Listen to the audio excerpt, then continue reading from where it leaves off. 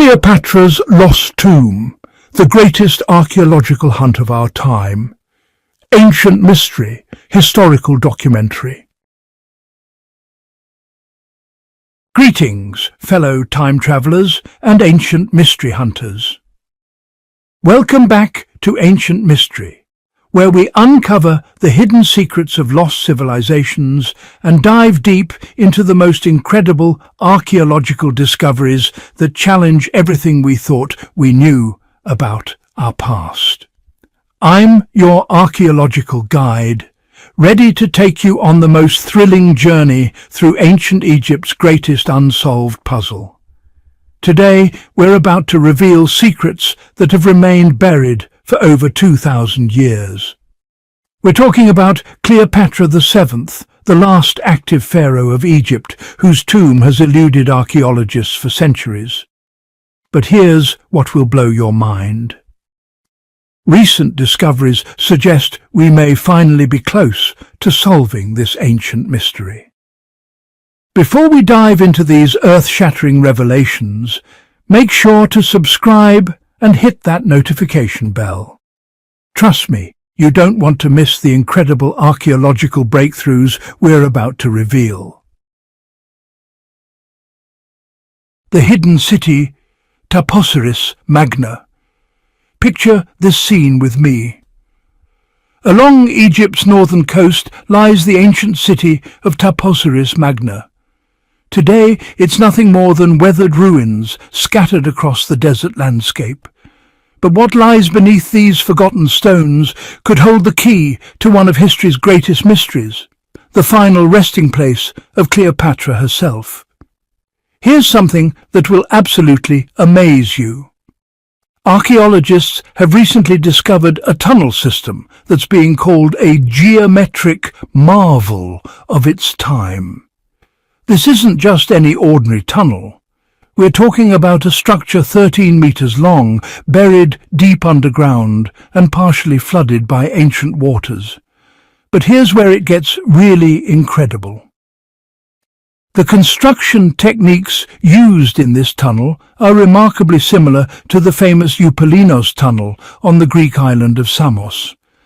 That tunnel was an engineering masterpiece, built by digging simultaneously from two different points and meeting perfectly in the middle, all without modern surveying equipment. The mathematical precision required for such a feat was absolutely mind-blowing for that era. The archaeological quest. The team of archaeologists working at Taposiris Magna since 2004 believe this tunnel could lead directly to Cleopatra's lost tomb. And the evidence they've uncovered so far seems to support this incredible theory. Let me share something fascinating with you. The city of Taposiris Magna and its temple were actually built by one of Cleopatra's ancestors, Ptolemy II.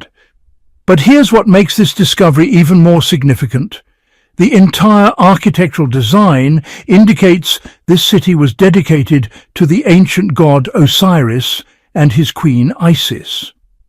Throughout her reign, Cleopatra actively sought to associate herself with the goddess Isis.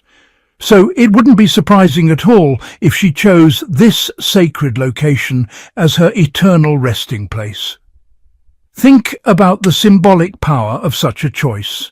A queen who identified with the goddess of magic and motherhood, choosing to rest eternally in a city dedicated to that very deity. Modern technology meets ancient secrets. The archaeological team hasn't located Cleopatra's tomb yet, but their research continues with cutting-edge modern technology. To better study this location, researchers have employed ground-penetrating radar. It's honestly an incredible tool that allows us to analyze what lies beneath the earth without excavation. Since this tunnel is incredibly ancient, the research must be conducted with the utmost care and precision. Being able to see images of what's underground before beginning to dig is tremendously valuable. And that's exactly what they've been doing here since 2011. The final discovery of Cleopatra's tomb could help us piece together her story, especially what might have happened during the final part of her reign, which is still, shrouded in mystery. The mystery of her death. Here's something that will intrigue you. We still don't know the exact cause of her death. Some historians believe she may have deliberately allowed herself to be bitten by a venomous Egyptian cobra.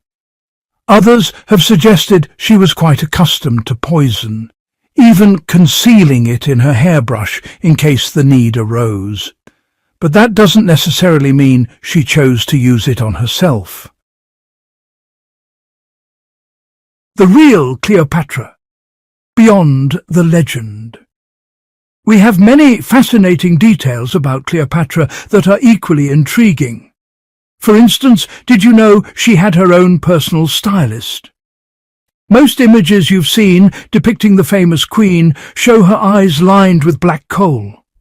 This iconic look was actually created by Iris, a servant known to be her personal beautician. Iris would draw long lines from Cleopatra's eyes to her temples, a makeup technique still used today to enhance the eyes. Iris was apparently an important figure throughout Cleopatra's life, serving not only as her beautician but also as her confidant and closest friend. Some theories even suggest Iris stood by her side when she ended her life. Beauty or brilliance? Despite her elaborate outfits and careful attention to appearance, Cleopatra wasn't as beautiful as she's often described, or at least that's what recent research suggests. If you look at modern films and iconography, she's represented as a woman of extreme beauty with symmetrical and delicate features. However, when we examine coins bearing her profile from that time period, her appearance leaves much to be desired. But here's an important consideration. Her image on coins may have also been exaggerated to give the queen a more recognizable appearance to her people. So there's no truly reliable source to confirm her actual appearance. But her description in most ancient texts emphasizes her other qualities, like her eloquence and personality, rather than her beauty. This tells us something crucial about what made Cleopatra truly powerful. It wasn't just her looks, but her intelligence and charisma. The rise of a queen. Cleopatra may be the most famous Egyptian queen to date, but she wasn't the first choice for the throne. She had an older sister, Berenice, who briefly occupied the throne.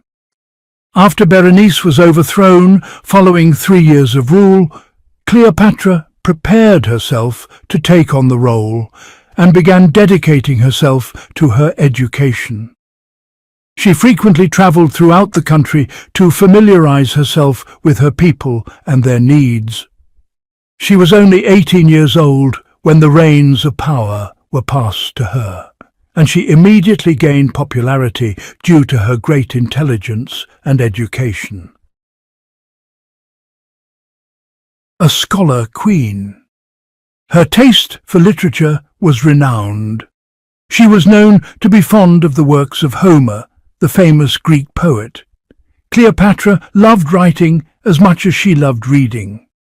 There are even suppositions that she may have written a book on medicine and cosmetics, though we have no proof to date that this work ever existed. Being a great ruler in that era meant it was essential to speak multiple languages.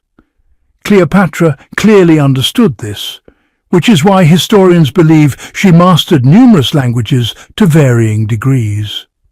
Some archaeologists have suggested she spoke Greek, Egyptian, and Ethiopian, as well as numerous Arabic dialects.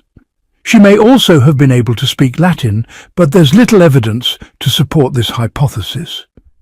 Here's something that shows her dedication to her people. She didn't just rule Egypt, she became Egypt. She learned the local language and was highly sensitive to the country's traditions. She knew the history, mentality, and customs of ancient Egypt intimately. Cleopatra may not have had angelic features, but she truly paid attention to her appearance, starting with her diet. She enjoyed simple meals, particularly a variety of fish. Given that she lived near the Mediterranean Sea, this really isn't surprising. As a treat, she was fond of stuffed pigeons, which she also served to her guests. Other items on the menu included vegetables and bean soup. Fruits and nuts weren't neglected in her diet, and she was also a great lover of honey.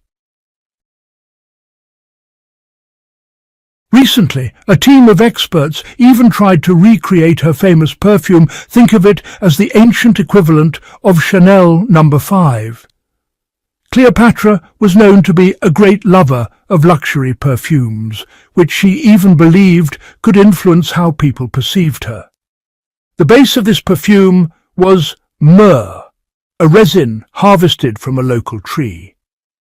Other ingredients added to the mixture were also common at the time, like cardamom olive oil and cinnamon.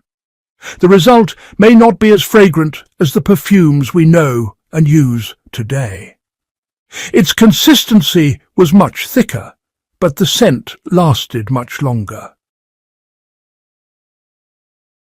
When she was at the height of her glory, Cleopatra could well have been the richest person in the world.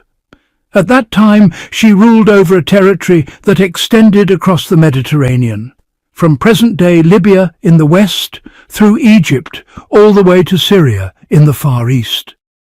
This was the largest territory ever ruled by a woman at that time. In today's currency, her fortune could have approached $95 billion. Think about that incredible wealth and power concentrated in the hands of one remarkable woman. Her scientific legacy is, honestly, just fascinating. The calendars we use today may have been influenced by Cleopatra herself. She's the one who reportedly presented the idea of leap years and intercalary days to Julius Caesar, the Roman general with whom we know she was very close. Following her advice, Caesar made these adjustments an integral part of the Roman calendar. The ancient Egyptians already knew that the year was longer than exactly 365 days.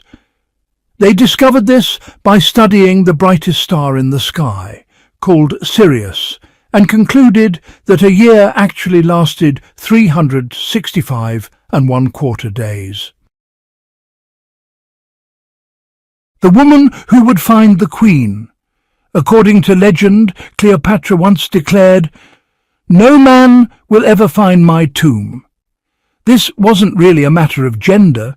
She simply didn't want any living soul to disturb her rest. She meant that no human being would ever manage to locate her grave. Yet, against all expectations, it's a woman who has come closest to this goal. Meet Kathleen Martinez. Kathleen Martinez is a Dominican criminal lawyer turned archaeologist. Her fascination with Cleopatra was such that she decided to leave everything behind to go to Egypt without any official support or even approval from the authorities. Her only driving force? An unwavering determination to find the Queen's final resting place. You could say I always had a bit of a head start. As a precocious student, I skipped several grades, mastered piano, chess, swimming and martial arts, and grew up in an environment where the brightest minds came to debate under my roof. I graduated from law school at 19, but for as long as I can remember, I've had a passion for archaeology, even though I had never set foot in Egypt or participated in a single excavation. The conversation that changed everything. Her obsession with Cleopatra dated back to a heated exchange with her father in 1990. That day she entered the family library in search of a copy of Shakespeare's Antony and Cleopatra. My father, Fausto Martinez, a professor and legal expert,